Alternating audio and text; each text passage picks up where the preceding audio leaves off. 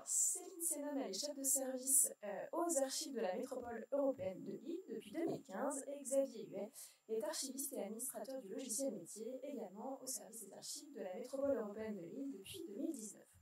Et nous sommes ravis de les accueillir pour nous présenter donc, le portail interactif de navigation des archives de la métropole européenne de Lille et la façon de donner à voir les fonds. Merci beaucoup. On est ravis de vous présenter ce projet. Ça fait longtemps qu'on voulait en parler devant quelqu'un. On a fait de multiples propositions qui n'ont pas forcément été retenues.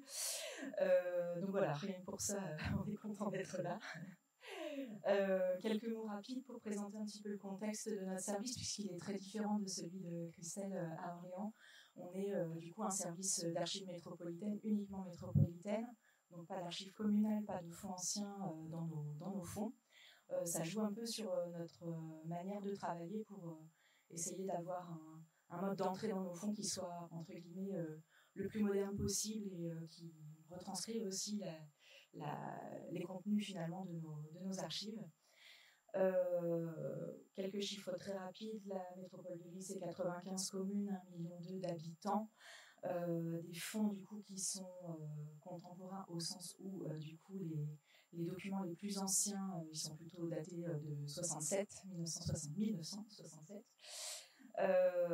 On est un service de 13 agents pour 13 km linéaires, jusqu'ici tout va bien, avec des compétences qui ont beaucoup évolué ces dernières années, avec des transferts qui nous ont amené aussi des fonds d'archives en volume beaucoup plus important que par le passé.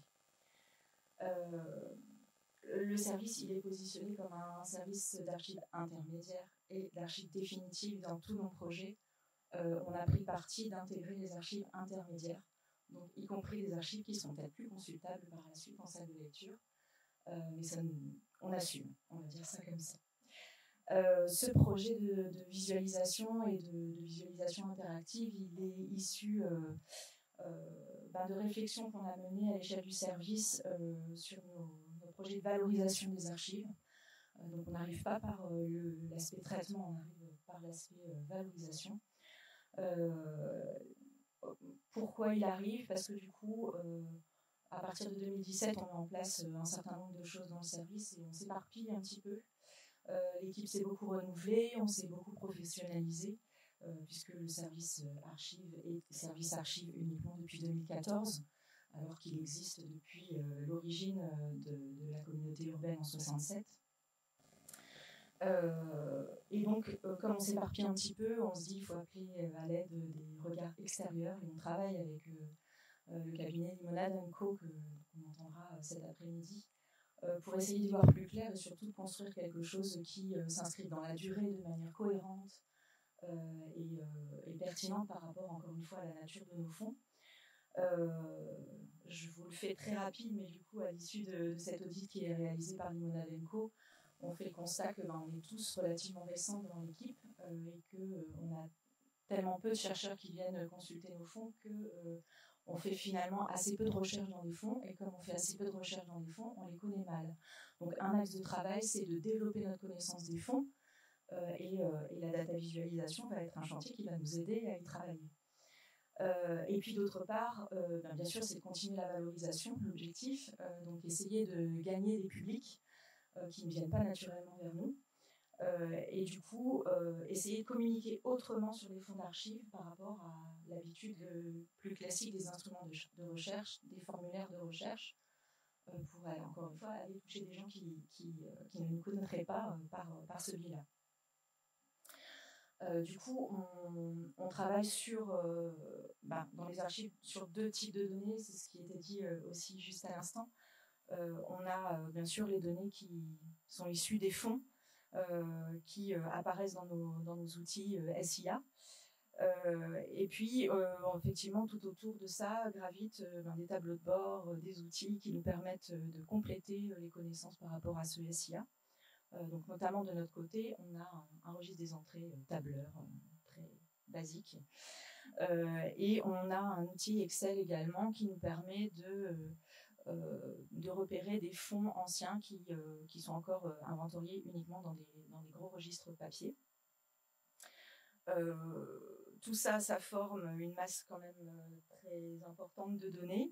On a à peu près 150 000 articles d'archives, alors toute proportion gardée, on reste quand même un service de taille moyenne. On a 2500 entrées d'archives et à peu près 60 000 titres de délibération. Donc la première interrogation, c'est que face à cette masse, on a envie de faire quelque chose, mais par quel biais on va le prendre, sachant encore une fois que toutes nos données sont très perfectibles et que du coup, pour travailler sur une forme de visualisation, il faudra les rendre bien plus fiables que ce qu'elles sont. On a aussi des données qui sont sensibles, bien sûr, avec des notions de confidentialité, des délais de communicabilité et ce profil de service qui fait qu'on n'avait pas forcément d'archiviste depuis l'origine, ça fait aussi qu'on a dans les inventaires beaucoup de données qui ne sont pas à mettre directement sous les yeux des internautes. Donc une reprise qui s'annonce assez fastidieuse.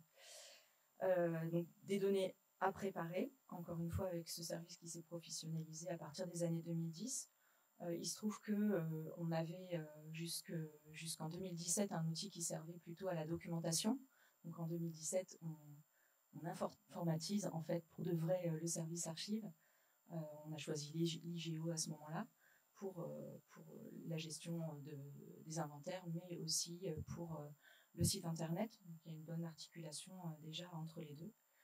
Et donc voilà, on se dit, ça y est, on va se lancer avec ces préconisations de Limonade & Co qui nous orientent vers la DataVis comme un outil, encore une fois, à la fois de meilleure connaissance des fonds et de diffusion de ces outils. Et donc la façon dont qu'on a choisi pour se lancer, c'était la forme d'un marché public pour obtenir vraiment des visuels, pas pour obtenir un logiciel. Donc concrètement, ça voulait dire qu'en fait, avec toutes ces données, on devait cadrer une prestation. Et donc, ça a commencé en fait par imaginer, donc, ce que disait Céline, par imaginer en fait ce qu'on pouvait faire dans le fond à partir des données. Donc, on avait en fait dans le premier marché imaginé 4 types de visualisation. Il n'y en a eu qu'une qui a été réalisée pour une question de coût. Donc on avait 4 types, c'était portail de navigation interactive dans les ponts, c'est celle-là qui a été retenue. Ensuite, on avait une déclinaison temporelle, par exemple en fonction des mandats des présidents de l'AMEL, donc dans le temps en tout cas. Un nuage interactif de mots les plus utilisés dans les articles d'archives et des représentations visuelles et thématiques des délibérations. Des représentations géographiques et thématiques des délibérations. Ce qu'on voulait donc, c'était un marché pour obtenir des livrables qui soient intégrables sur notre site internet sans obtenir en fait un logiciel, puisqu'on ne voulait pas forcément passer par la DSI. Et donc, encadrant ce marché, on a défini en fait une prestation de base, le portail interactif, et 3 prestations supplémentaires éventuelles, puisqu'on n'était pas complètement sûr du coût que ça allait prendre. Et en ce qui concernait le marché, du coup on obtenait un visuel qui était valable à partir des données qu'on avait fournies aux prestataires au moment de la réalisation de la prestation. Et en fait, c'était pour mettre à jour ces éléments, on avait un marché pluriannuel de 3 ans avec une mise à jour annuelle. La préparation, l'avantage en fait de choisir un marché comme ça, c'est que la préparation elle reste limitée, en fait,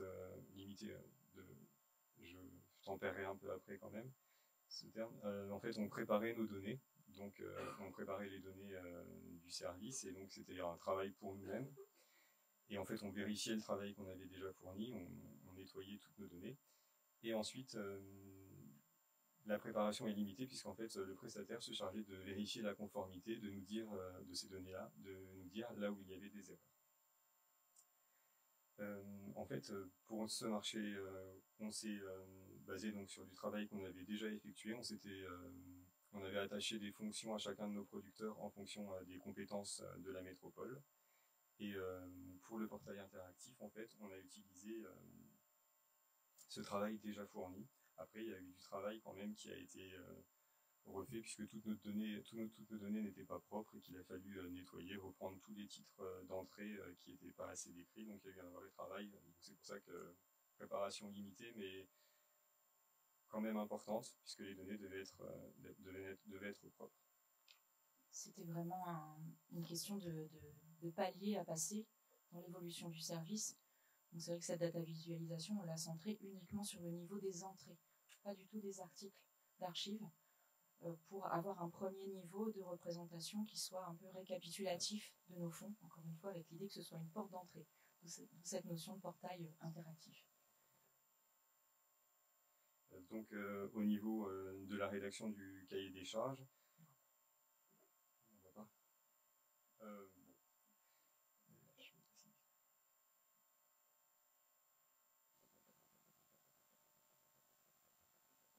au niveau du cahier de la...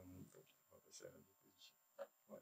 Au niveau du cahier des charges, en fait, un des aspects, en dehors de l'aspect administratif, il y avait toute la scénarisation en fait, qui était un peu à imaginer ou à préconcevoir, même si on allait être guidé aussi par le prestataire retenu, mais on a imaginé des prestations et en fait on les a rédigées dans des briefs. Alors les briefs, en fait, c'est des petites préconisations. Alors sur les données utilisées, sur la forme que l'on veut voir prendre le visuel, sur la forme de représentation.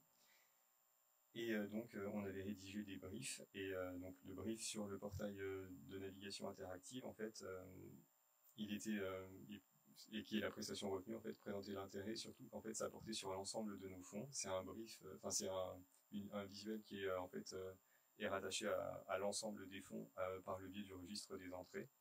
Et en fait des producteurs qui figurent aussi dans le registre des entrées auxquels on avait attaché les fonctions liées aux compétences de l'établissement. On a donc eu le travail préalable qui a été réalisé sur ce registre des entrées. Et en fait, l'intérêt de la visualisation et qui était précisé dans le brief, c'est vraiment donner un accès différent, qui est plus didactique peut-être qu'un état des fonds, et qui compense le fait qu'on ait peu de cadres, enfin, qu'on n'ait pas vraiment un cadre de classement très défini en dehors des archives W, puisqu'on est en 1900, enfin, on a été créé en 1967. Alors la visualisation, le portail, en fait, il prend cette forme-là. Donc c'est celui-là. En fait, on a découpé donc les compétences de la métropole en 10 blocs. Et chaque service, alors par contre, j'arrive pas à accéder à... Ah, je vais faire la pyramide peut-être. C'est ça. Ouais. En fait, je...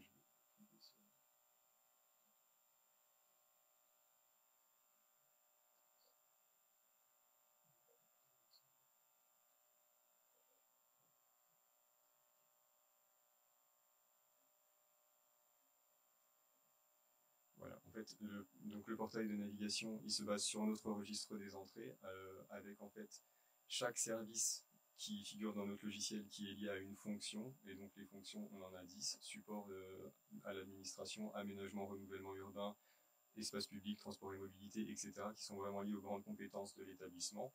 Ensuite, le portail, quand on clique sur un de ces blocs, alors déjà, en fait, on a des infos qui apparaissent, ça va être le métrage qu'on a dans nos fonds. On a une petite rubrique qui apparaît. En fait, on voit tout le métrage que représente les supports à l'administration dans nos fonds, tout le métrage que représente l'aménagement, le renouvellement urbain dans nos fonds. Donc là, en fait, on a déjà un premier objectif, c'est qu'on a une vision sur ce qu'on a dans nos locaux, en fait, et sur les thématiques qui sont présentes dans les fonds. Voilà. Donc ça, c'est le premier élément. Après, en fait, on rentre à un deuxième niveau. Alors, en fait, on a lié chaque entrée à des thématiques, à des domaines d'activité, en quelque sorte, hein, des thématiques un peu plus précises qui précisent la fonction du service qui les a produites. Et là encore, en fait, on navigue dans le fond, et par exemple, si on veut accéder à l'amélioration de l'habitat, on clique ici. On accède ensuite alors, à un niveau qui est un petit peu plus complexe à comprendre peut-être, puisqu'en fait il est lié aux évolutions de l'organigramme. Donc en fait c'est vraiment lié au service producteur, et c'est peut-être moins facile pour le public de l'appréhender. Et ensuite en fait on accède au versement, et donc on peut directement aller sur le site internet, consulter le versement. Alors là normalement on peut avoir accès à tous nos articles, mais là c'est des versements qui sont assez peu décrits, ceux-là. Donc la compensation, cet outil il compense vraiment le fait qu'on n'ait pas un cadre de classement qui soit très détaillé.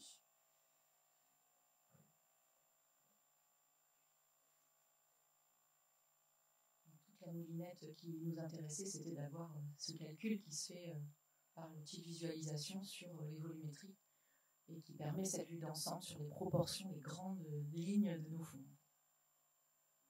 Donc notre positionnement concrètement c'était cadrer la prestation et donc cadrer l'intervention initiale en fournissant des données utilisables, en choisissant en fait des options de visualisation, en définissant ensuite durant la prestation la conduite graphique et certains choix. En fait on a choisi la forme du visuel, on a eu quelques propositions qui ont été faites par le prestataire et on a choisi celle-ci qui rendait plus compte en fait des volumes dans la forme retenue.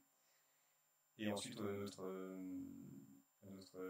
rôle, c'était la vérification, en fait, que l'analyse des données était bien faite, que les données étaient bien analysées, que tout était conforme et que tout rentrait bien dans le logiciel, que tout était dans l'outil plutôt, et que tout était vraiment visible et bien implémenté. Ensuite, on a eu les mises à jour annuelles. On a pu faire des compléments. Alors, on a créé le niveau, par exemple, producteur à l'occasion d'une mise à jour.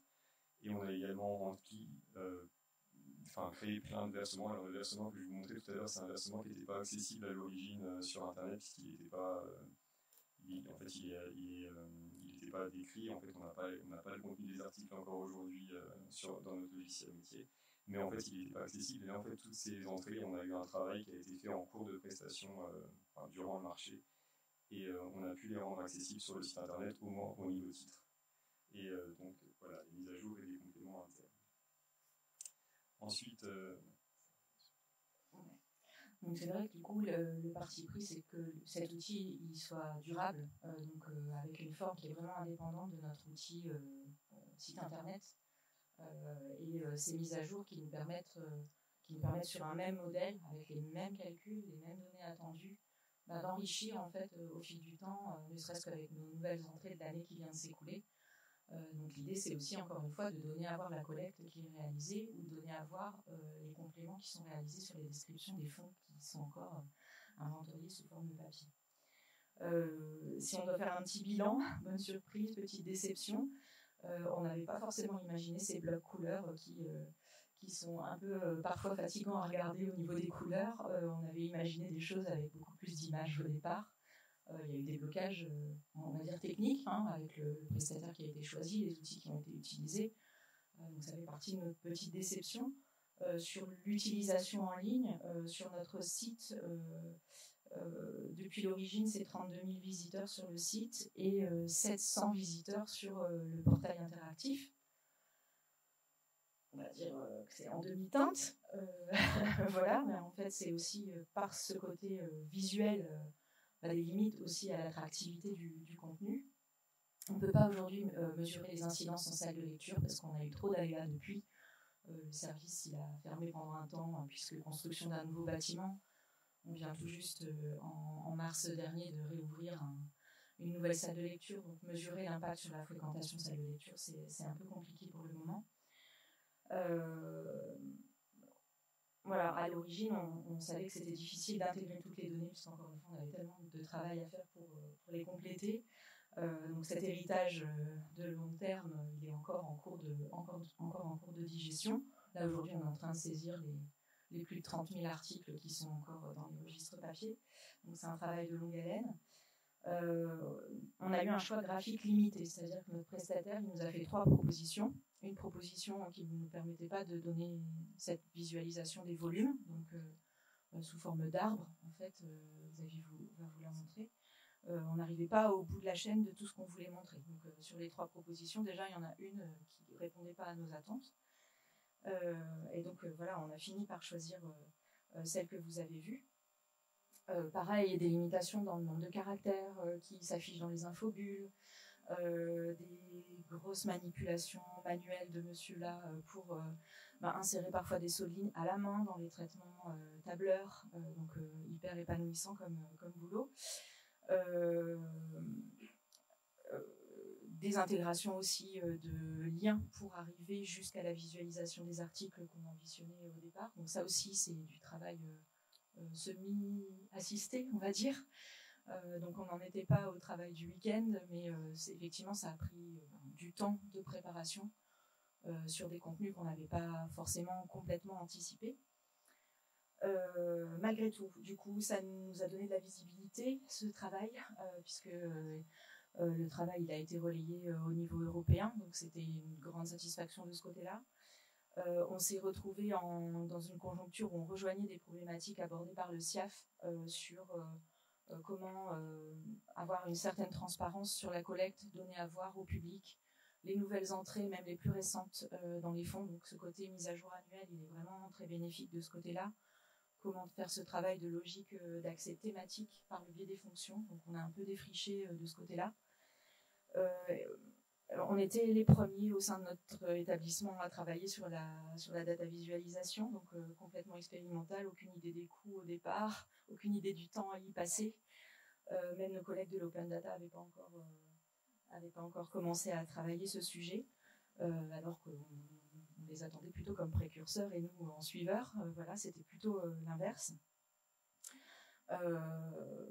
Donc voilà, des données à préparer, des contenus parfois sensibles qu'on ne souhaite pas avoir hébergés par Microsoft à l'autre bout du monde et accessibles, ou des rendus de visualisation qu'on ne souhaite pas donner à voir par d'autres que nous. Ça aussi, c'était des points de vigilance dans la réflexion sur le marché. Et puis maintenant, de nouvelles perspectives qui sont liées au coût en partie, puisque on a des envies de continuer à créer des formes de data visualisation, donc continuer à faire des mises à jour sur nos nouvelles entrées avec cet outil déjà existant, mais travailler aussi sur les fonds photographiques, travailler sur le fait de donner à voir nos délibérations, puisqu'on a des bases de données qui nous le permettent et des contenus numérisés qui pourront être accessibles en bout de chaîne. Ça aussi, ce serait le palier du dessus, c'est-à-dire avoir le document visible en ligne directement au bout du clic. Donc tout ça, ça coûte cher. C'est un truc, encore une fois, qu'on n'avait pas forcément mesuré au départ. Donc notre prochain projet sur les délibérations, avec toutes les idées qu'on a sur les rendus, ça nous amènerait à plus de 40 000 €.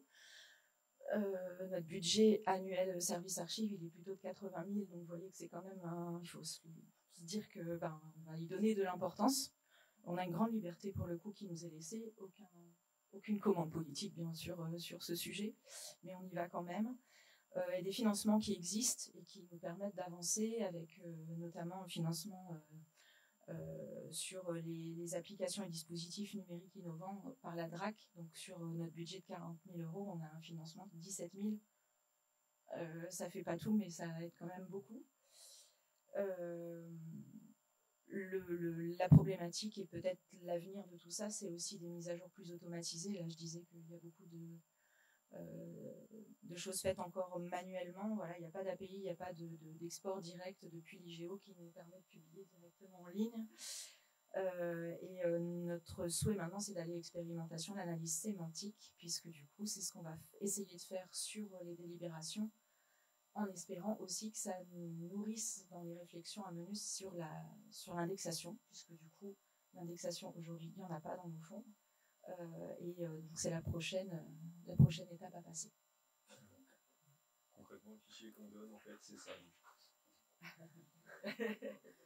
Merci beaucoup. Alors,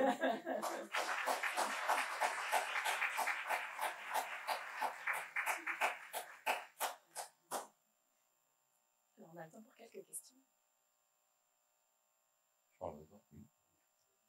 Allô, oui. Bonjour, Jean Chambeau. Je dirige la société de police. On a un outil qui s'appelle Plusmia, qui vient d'être lancé. J'ai deux questions. D'abord, comment vous mesurez votre audience extérieure? Est-ce que c'est via des outils comme Matomo, par exemple? Alors, sachant que quand on clique sur non, je ne veux pas, effectivement, vous perdez une grosse part de la mesure d'audience. Un problème qu'on connaît bien. Oui, Et la deuxième question, les délibérations, est-ce que ce sont des documents qui sont PDF à l'origine, pour les plus modernes, on va dire, ou des points doc, etc. Et est-ce que aujourd'hui vous n'intégrez pas, avec une analyse profonde, ce type de document dans l'outil que vous utilisez? Alors les délibérations sur lesquelles on va travailler, c'est les délibérations les plus anciennes. En fait, c'est 1967-1989. Donc pour l'instant, ça c'est des choses qui en fait ont été numérisées à l'unité et qui sont sur nos serveurs. Et en fait, on va les intégrer et on va intégrer la base de données qui est liée avec leurs détails. Elles sont tapuscrites ou manuscrites? Elles sont tapuscrites, oui. Ouais, donc on peut les oscillariser facilement. Et en PDF. Ouais. Et en PDF. Ouais. Ça a son importance. Je vous parlerai. Et du coup, pour votre question sur la remontée, effectivement, c'est Matomo. Précédemment, c'était Google Analytics, du coup, lié à notre site internet. Donc, on a eu aussi une période creuse où, avec cette acceptation de cookies, on n'avait presque plus de visibilité sur la fréquentation. Voilà, on a travaillé, notre éditeur, il a travaillé aussi pour faire en sorte que, du coup, avec Matomo qui permet une grande partie de données anonymisées de base, du coup, on n'est plus d'acceptation de cookies sur le portail. Par contre, une possibilité de refuser que les données remontent en statistique. Voilà. J'ai une question. J'ai retenu qu'une des premières motivations, c'était une meilleure connaissance par l'équipe des fonds. Donc, ça m'intéresserait de savoir ce qu'il en est. Et par ailleurs, dans les usages par le service, ou par d'autres d'ailleurs, est-ce qu'il y a des usages avérés qui n'étaient pas envisagés au départ? Je me posais la question, moi, peut-être en termes de pilotage du service, dans quelle mesure ça peut être un outil qui est utilisé, mais il y a peut-être d'autres usages qui ont été, que vous avez découverts. Alors, effectivement, objectif de connaissance des fonds, il n'y avait pas que ce projet-là, du coup, mais c'est vrai que c'est un ensemble. Du coup, on a aussi en parallèle...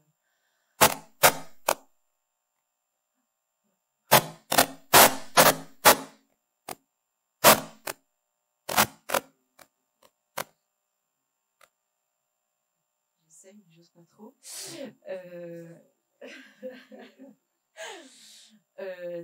C'est un peu multifront ce sujet de connaissance des fonds. Déjà un petit peu plus de monde en salle de lecture, un peu plus de recherche, des projets de publication, d'exposition virtuelle qui nous ont amenés à entrer sur des thématiques où on a fait des recherches.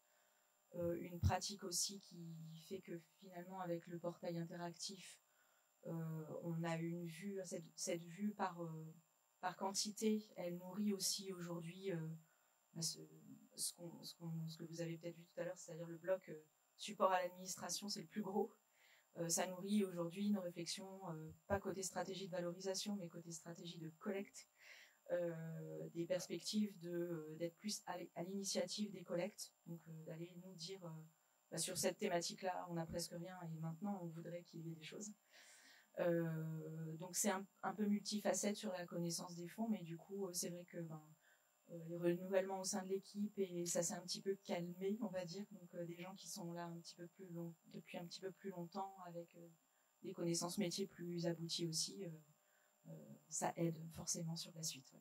Et en fait, donc la DataVis, ça a été le point de départ d'une série en fait de choses qu'on publie sur notre site internet pour aider à connaître les fonds. Et en fait, maintenant, on a des petits épisodes qui s'inspirent du même univers graphique en fait sur nos fonds en fait. Alors là, le premier épisode, c'était vraiment très inspiré de la DataVis. Donc les fonds en fonction. Donc là, c'est vraiment ce que comprend en fait chacune des fonctions, des compétences en fait de l'établissement. En termes d'archives, avec des dates extrêmes, des volumes de versement. Et ensuite, on a créé par exemple, sur nos fonds, sur le métro, on crée des petits zooms sur nos fonds. Alors là, en fait, c'est vraiment des infographies statiques, c'est pas du visuel interactif. Donc, en tout cas, ça reste dans le même univers. Et en fait, on voit comme ça les noms d'articles. Donc, en fait, on connaît les fonds. Ça a initié ce mouvement-là. Je vous propose qu'on passe à une toute dernière question, parce qu'après on va avoir la pause, donc n'hésitez pas à garder aussi vos questions pour la pause, mais ce sera la dernière.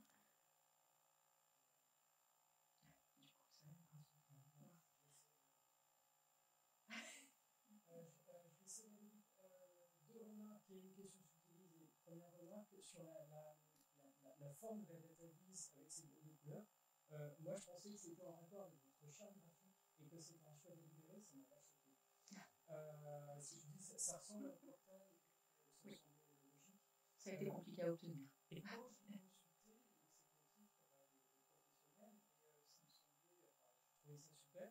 Et je pense qu'avec votre visualisation, vous aviez peut-être visé avant tout le public, mais en fait, ça intéresse aussi le métier. Et donc, là où vous dites, bon, il n'y a eu que 700 vues, bah oui, mais vous avez touché un autre périmètre et vu que ça. Et en parallèle, on n'a pas eu 700 visiteurs en salle de lecture, clairement. Je trouve ça super.